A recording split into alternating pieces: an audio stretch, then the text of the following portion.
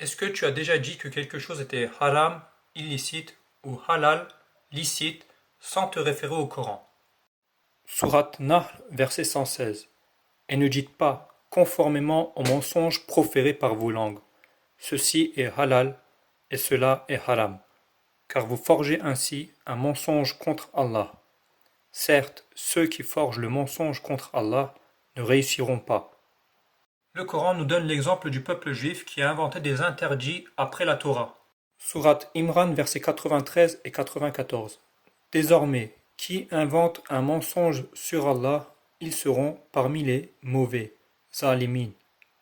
Également, le fait de mentir sur les anges et les djinns, notamment en leur attribuant toutes sortes d'histoires et de fables sur leurs apparences, sur leur filiation, etc., etc. Ceci est condamné comme mensonge contre Allah dans la sourate 37, versets 149 à 163, que je vous invite vivement à lire.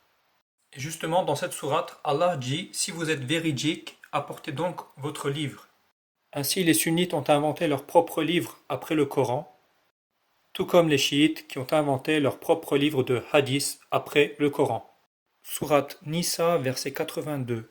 Ne méditent-ils donc pas sur le Coran? S'ils provenaient d'un autre qu'Allah, ils y trouveraient maintes contradictions. En effet, les hadiths sont remplis de contradictions entre eux, entre les sahih, les faibles, etc., etc.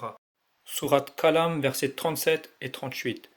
Avez-vous un autre livre dans lequel vous lisez et choisissez ce que vous voulez? Le Coran condamne le fait d'avoir d'autres hadiths, d'autres livres en dehors du Coran en matière de religion. Sourate 45, verset 6. Voici les versets d'Allah que nous te récitons avec le haqq, la vérité. En quel autre hadith que celui d'Allah et de ses versets vont-ils croire? Sourate 77, verset 50. À quel autre hadith vont-ils croire? Sourate Tour, verset 34. Qu'ils apportent un hadith comme celui-ci, comme le Coran.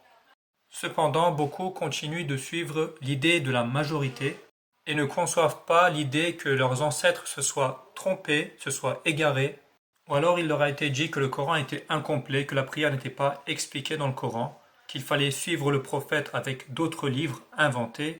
Chercherai-je un autre que Dieu comme source de loi, alors qu'il vous a révélé ce livre pleinement détaillé? La parole de ton Seigneur est complète en vérité et en justice. Rien ne peut abroger ces paroles.